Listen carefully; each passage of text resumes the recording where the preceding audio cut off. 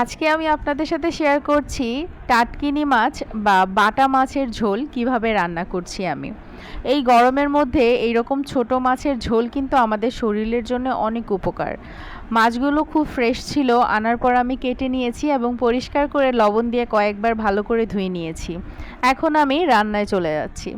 রান্না করার জন্য আমি প্রথমে পরিমাণ মতো তেল দিয়ে দিলাম আর অনেকখানি পরিমাণ পেঁয়াজ কুচিও দিয়ে দিলাম। পেঁয়াজ কুচিটাকে হালকা একটু ভেজে নিয়ে এখানে আমি কিছুটা লবণ দিয়ে দিলাম, সাথে দিয়ে দিচ্ছি কিছু রসুন বাটা। এখন এটাকে খুব ভালো মতো করে ভেজে নিয়ে আমি এর মধ্যে দিয়ে দিচ্ছি 2টা টমেটো কেটে রেখেছিলাম চিকন চিকন করে, টমেটোগুলো দিয়ে দিলাম।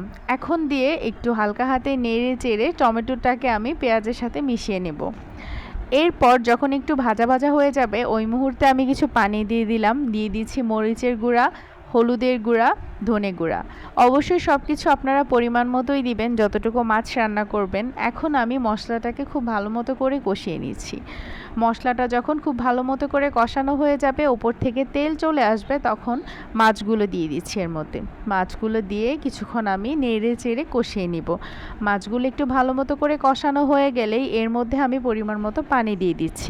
যেহেতু আমি ঝোল রান্না করব সেক্ষেত্রে আমি পানিটা একটু বেশি করেই দিলাম। এখন ঢেকে কিছুক্ষণ রান্না করব। এরপর আমি কিছু কাঁচামরিচ মাঝখান থেকে ফালি করে দিয়ে আবার কিছুক্ষণ ঢেকে রান্না করে নিব।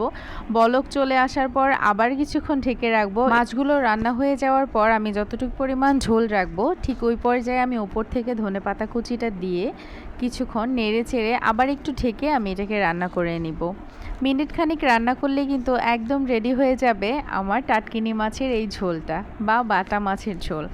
খুবই সহজ এই রান্নাটা আর খেতে অসাধারণ।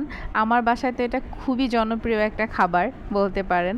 তো আমার ভিডিওটি যদি আপনাদের ভালো লেগে থাকে অবশ্যই লাইক, কমেন্ট, শেয়ার করে পাশে থাকবেন। আল্লাহ হাফেজ।